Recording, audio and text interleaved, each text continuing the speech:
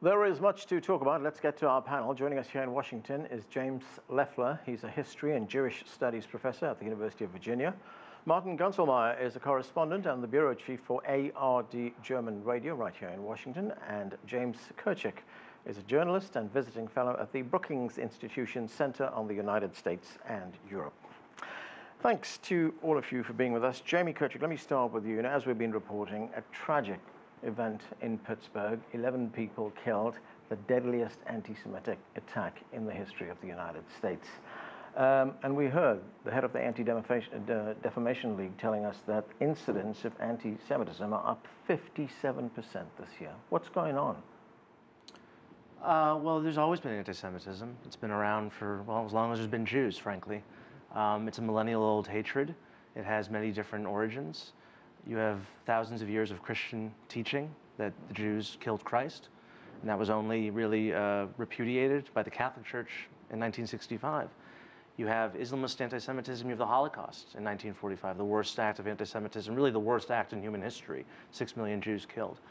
And this is not the first violent anti-Semitic attack or murderous anti-Semitic attack in the United States. A couple of years ago, there were attacks on JCCs, Jewish community centers. So it's hard for me to pinpoint, one factor that led to this particular attack. I do think that we have a political climate now in this country where conspiracy theories are becoming more popular and more prevalent. Anti-Semitism is a conspiracy theory. That's the most important thing to understand about it.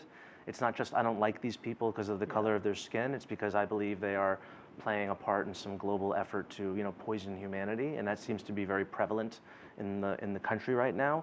And in the internet, for all the good that it does, is also a place where people with really crazy, awful, evil ideas can spread them, can meet other people, and feel like they're part of some sort of community. And that, I feel, that it appears that this is what the man who did this did. But Jamie, as you point out, anti-Semitism has been around for a long time, but it's deeply concerning that the world hasn't moved on. Yeah, no, I mean, I don't know what to say. I mean, you would have thought after 6 million Jews were killed that people would have perhaps learned the lesson, but clearly that's not the case. And I don't know if they ever will, frankly. So. James, there is something else that Jonathan Greenblatt from the Anti-Defamation League said, and he said that anti-Semitism is now going mainstream in the United States. It used to be fringe phenomenon of the extremist groups, but now it's going mainstream. Let's listen to part of what he had to say. We are seeing an environment in which anti-Semitism has moved from the margins into the mainstream as political candidates and people in public life now literally repeat the rhetoric of white supremacists. And they think it's normal and permissible to talk about Jewish conspiracies, manipulating events, or Jewish financiers somehow controlling activities. And that is awful. And secondly, not only is the political environment contributing to this, social media is amplifying and accelerating it in shocking ways. Right, and James, and that's a point that Jamie just made now, that social media is playing a big role in this. But how did this really crass racism make its way into the mainstream? I think what we have to understand is precisely because anti-Semitism has been around for so long, in and of itself, that should make us ask, what is it that turns it lethal? Right? There's hatred, as Jamie said, there's hatred out there, there's hatred towards Jews. What makes it turn lethal? One thing we can see that is going on now is social media allows the extremes to connect with one another. There is an environment of polarization in this and conspiracy thinking in this country. Those are definitely the case. The other thing to keep in mind is that in the American society, it has been a presence, but it's always not only been on the margins. It has rarely turned into mass casualty type of terrorist violence. There have been attempts, there have been attacks before, but I would say this isn't just the worst. This is the first of its kind for the American Jewish community. And so something in the conditions of our moment is allowing that to mainstream itself and to turn lethal, not just to be there, but to turn towards violence. Because there are always people out there proliferating hatred towards Jews. There are always groups trying to make connections on it. The question is, how are they now allowed and encouraged and enabled in the pursuit of making these connections and activating violence? Martin, there are a lot of reasons why this could be happening. Much has been made of the fact that President Trump has failed to condemn unequivocally, firmly, hate groups in the United States. In fact, after that very tragic incident in Charlottesville in Virginia, where a young lady was killed, President Trump said there were fine people on both sides, and he said both sides are to blame for this. Has the president's ambivalence really contributed to what we're seeing today? I think it has. I kind of want to give him the benefit of the doubt when some people say, well, he has contributed to anti-Semitism, because he always says, well, my daughter is married to an Orthodox Jew, my grandchildren are Jewish, but the way he reacted with Charlottesville and the way he also kind of, now his election campaign speeches criticizes globalists, that could be code language. And this ambivalence, I think, created a fertile ground for people who are anti-Semites and for people who are white nationalists. Yeah, well, I mean, you know, sometimes there's code language used, as you point out. We saw in that report the reference to George Soros there. That's a reference to Jewish people, isn't it? No, it depends. In Hungary, which is a country where 600,000 Jews were deported to Auschwitz in 3 months, the swiftest deportation in the entire Holocaust, Hungary is a country that is actively trying to rewrite its Holocaust history in terms of textbooks, in terms of state-funded museums and institutions. When that government decides to make a villain out of George Soros and to put his face all over the country in terms of posters, they put his face on the floor of subway cars so people step on it. When Hungary does it like that, and it's an all-of-government effort, then yes, I have no problem saying that's anti-Semitic. When a Republican politician in the United States, which is not a country that has a history like Hungary, there is no Holocaust committed in this country, there's no blood and soil nationalist, political fascist tradition in this country like there is in Hungary.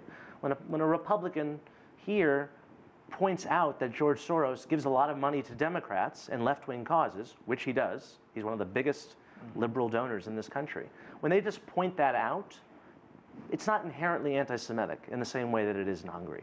And I frankly think a lot of the people on the left in this country are too quick. Right. They're too quick to say any criticism of George Soros, they just tar as being anti-Semitic. And that's not fair. That's not true. It depends. If you're saying George Soros is a global puppet master who is, you know, and you put his head on an octopus, okay, and you show him, you know, moving puppet strings like they did in Nazi cartoons, then yes, that's anti-Semitic. But to merely point out that he is involved in American politics, I don't think that that's anti-Semitic. What do you make of that, James? I think there's a lot of truth to that. It's very difficult to talk about Jewish influence, about Jewish figures, and parse the language. There are definitely moments when one can see it is simply pointing out he's a person of influence, he's behind Democratic parties. Yeah, I get the politics, but it's a cheap shot, isn't it?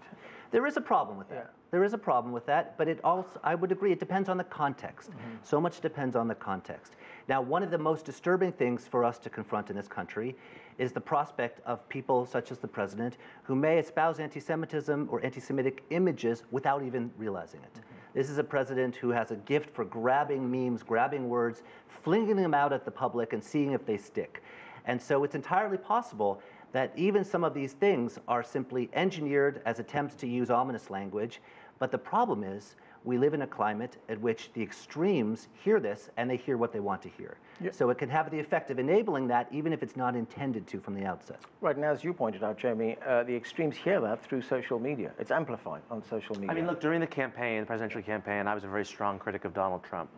And I'm Jewish, and that meant that I was going to be deluged with anti-Semitic tweets. And people sent photographs of me with my head photoshopped in a gas chamber with Donald Trump in a Nazi uniform turning on the gas. And that was one that many people got.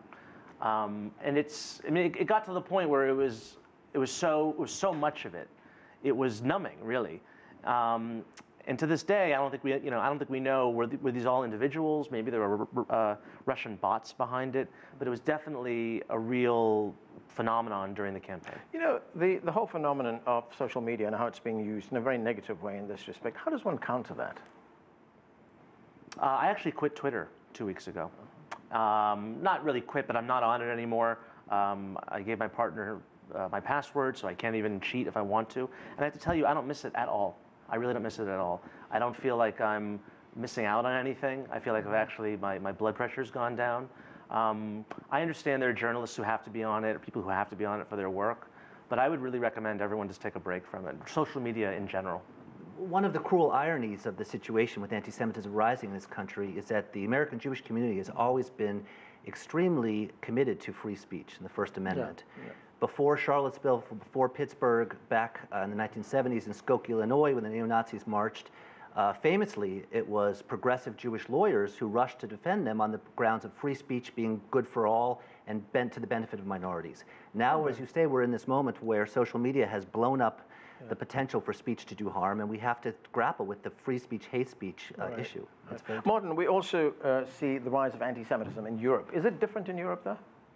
Well, in Europe, there has always been a certain anti-Semitism. And if you would have asked me before I came to the United States, I would say, well, anti-Semitism, that's kind of, I wouldn't call it normal, but we have it in Europe. And in the United States, I was hoping you wouldn't have it, which was maybe too naive.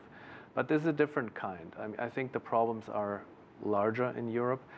I was kind of hoping after Germany's reunification, there was a kind of a renaissance of Jewish life in Germany, which, yeah, you know, in a way, we kind of also thought we tried to deal with our terrible past. We talk about it in school, in universities, and we have monuments, we have museums. Maybe that was also naive to think if you deal with that, that it kind of helps to immunize yourself against anti-Semitism. And in the last 3-4 years, there has been definitely an increase in Germany too.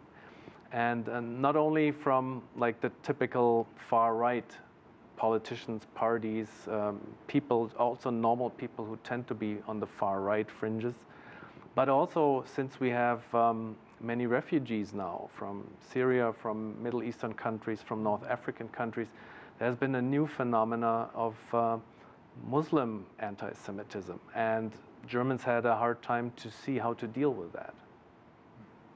Jamie, what do you see as the rise of anti-Semitism in Europe? As Martin points out, there is an Islamist element to it, an extremist Islamist element to it. Well, there's three types of anti-Semitism in Europe. There is the Muslim kind, the Muslim variety, which is really, in terms of all the fatal all the fatal anti-Semitic attacks in Europe in recent memory have been committed by extremist Muslims, if you look at the attacks in France and Belgium. The second type is the far-right kind, obviously, and that's always been there, and that's not going away. There's a sort of interesting phenomenon now where you do have some far-right, right-wing types who try to maybe mask their anti-Semitism by saying we're actually friends of the Jews because the Muslims are the enemy. And so Viktor Orban, who I mentioned earlier, the Prime Minister of Hungary, does a very good job of this, where he's obviously launching this anti-Semitic campaign against George Soros. But the reason why he's launching this campaign is because he's saying, well, Soros is flooding my country with Muslim immigrants. And he has very good relations with the Prime Minister of Israel, Benjamin Netanyahu. And then thirdly, there's the hard left-wing anti-Semitism, which is mostly predicated upon the same reason, frankly, of the Muslim anti-Semitism, which is centered around Israel and sees Israel as a kind of colonial, global outpost of Western imperialism, and believes in these sorts of international Jewish conspiracies. And this is most prominent, as your feature showed, in Jeremy Corbyn, who's the leader of the Labour Party, who has said that Hamas and Hezbollah are friends of his. These are organizations that are constitutionally committed to the murder of Jews. It was revealed a couple of years ago he laid a wreath on the grave site of some of the terrorists involved in the Munich massacre in the 1972 Olympics. So these are the three types of anti-Semitism that are prevalent in Europe today. Yeah, the anti-Semitism coming from both the right and the left, the radical left, has been something that has been pointed out by the Israeli ambassador to the United States, Ron Dermer. He said that not so long ago. But there is something else I want to ask you about, James, and this complicates the situation a little bit, a bit of a nuance here. There are those who equate disagreements, criticism of Israeli policy towards the Palestinians as being anti-Semitic. Is that fair? Well, I think the first thing to say about that is that the rise in anti-Semitism in the United States is not connected to that. One could talk about the ways in which the Israeli-Palestinian conflict bleeds into Europe, It brings people who are connected to the Middle East, right, and have strong political views. There's an important debate to have about what's the line between legitimate political criticism of Israel and a demonization of it. And that's an issue that those who combat anti-Semitism struggle with. But that's not the problem we have here in America, because we do not have that same roiling politics over the Israeli-Palestinian conflict here. Here it doesn't seem to be connected to that. Here it seems to be connected to other things that more classically have to do with conspiracy theories, anxieties. And I would point out something about anti-Semitism, which is it's not like other hatreds, because so many other forms of racism and hatred focus on not only demonizing groups, but saying they're inferior. They're inferior and they're going to impurify us, they're coming, they're a horde, they're this and that. And the anti-Semitic imagination always seems to focus on the Jews being more powerful. Jews will not replace us. Jews, going back to George Soros, Jews seem to have a certain power. So in this country, I don't think it's as connected to, the spillover effect of debates about criticizing Israel, raising passions, and then people fighting over what's legitimate. Here it seems to really be about more the deeper fears about power. And because of that, Jews being a minority that are visible in society, they seem to elicit it once and again. If I can actually answer your question, yeah. I'm not aware of anyone serious who says that criticism of Israel is ipso facto anti-Semitism. No one criticizes Israel more than Israelis. You can read the newspapers, it's a democracy, or Jews fight about Israel all the time. I think where the debate over anti-Semitism and criticism of Israel arises is what sort of criticisms are you making? Personally, I think if you compare Israel to Nazi Germany, that's anti-Semitic. Right. If you're accusing Israel of committing genocide against the Palestinians, that's anti-Semitic. If you're basically using any kind of criticism, it's Holocaust inversion. If you're accusing Jews of being the new Nazis, then I think that's anti-Semitic. I would also say, frankly, that anti-Zionism, unless if you are, intellectually opposed to nationalism writ large, and you don't believe that anyone should have a state, you don't believe in nations. Yeah. If you just believe in one world government, fine, you're excluded from this. But I think that anti-Zionism, which is basically the belief that the Jews, out of all the people in the world, are the one people who don't get to have their own country, to me, that is by definition anti-Semitic. Those are all valid points. Martin, let me ask you about this. There was a conference in Brussels just a few days ago, actually, a gathering that was supported by Israel, during which European political parties were urged to sign up to a declaration that any party that supports the BDS, that's the boycott, divestment, and sanctions campaign against Israel, would be fundamentally anti-Semitic. There is a discussion definitely going on in Europe about this, and most German institutions and most German parties definitely don't support that. They are very critical of that. Now I would say, listening to you with a former point, I think in Germany, of course, there's also some criticism about certain politics in Israel, but I think especially as a German, Germany and Israel have a very special relationship, and if you voice criticism, it's definitely in a very specific way and never really like outright. And it's just, the past is still there. So I think this movement, obviously there is Germans who support that, but there's a lot of pushback against that. So I don't think that it's going to be a very powerful movement in Germany. James, there was criticism of that call by Israel for people who support the BDS to be seen as being anti-Semitic. In fact, there was a response from one of the European parliamentarians, Margrethe Auken, who said that criminalizing and repressing the legitimate expression of free speech cannot be accepted in our societies. It's pretty tough words, isn't it? Well, I think the position of Israel is one of embattlement, feeling that very, very vulnerable, struggling with what is really an unending war. And the challenge is, in a certain sense, the challenge is to figure out what is legitimate criticism and what is simply hate speech directed at a whole country, right? And no one knows what the right balance is. I think I agree with Jamie that Israel is a place which is very open to huge debate, and yet there is great fear about rising anti-Semitism. This wasn't supposed to happen again. And the cruel irony of it happening again in Europe, and the kind of spillover effects of it just puts people in a position where they are desperate to find ways to respond. And if we're going to, I would say to the politicians who want to accuse Israel of trying to stifle speech, it's incumbent upon them to figure out better ways to combat the widespread hate and then to engage Israel positively.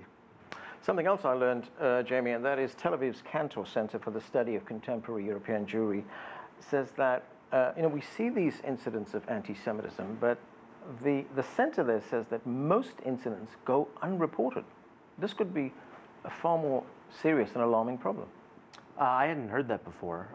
That's somewhat shocking, actually, because the numbers are too high already. So to hear that there are people who are not reporting these incidents is quite disturbing. And they give two reasons for that. One, they say, is that people fear retribution if they report it.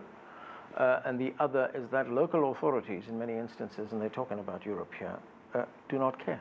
Well, there have been several incidents, actually, where in Germany, in Wuppertal, there were Palestinians, after some kind of conflict between Israel and the Palestinians, there were Palestinians living in Germany who firebombed a synagogue in Wuppertal. And this was declared by a judge in Germany not to be a hate crime. It was declared to be an act of political protest. So you have basically Jews living in Germany who are not Israelis, who have nothing to do with Israel. They are being attacked for being Jews. And this is somehow interpreted by a German judge as being an act of political protest. And that's really sickening, frankly. And this has happened on one occasion. There are many people in Europe who say that, oh, all this anti-Semitism would just go away if Israel would make peace with the Palestinians. And it's it sounds seductive the first time you hear it. But then you remember that the worst act of anti-Semitism in history happened before the State of Israel was even created. So anti-Semites, they don't need excuses to hate Jews. They'll always find something. And there are people who would rather just not look at this issue and would come up with these very soothing answers that, oh, it's Donald Trump who's responsible for this, or it's the latest Israeli bombardment of Gaza that's responsible for this. And it's not that simple or easy, I'm afraid to say. Martin, very quickly, I've only got about 30 seconds left, and this is a big question. How does one counter this in a place in, say, European countries? I think you have to talk to people. I think Germans, out of a certain feeling of tolerance towards other cultures, have had a blind eye towards Muslim radicals in their own country for a long time, I think. But you have to bring people together. You have to talk about it. And instances like Jamie just described, that's shocking. And you have to discuss it in society. And I still think that most Germans are willing to discuss that and have an open eye about that. All right, we are going to have to leave this discussion there. Thanks to all of you for being with us. That's it for this edition of The Heat. I'm Anand Naidu in Washington, D.C. Thanks for being with us.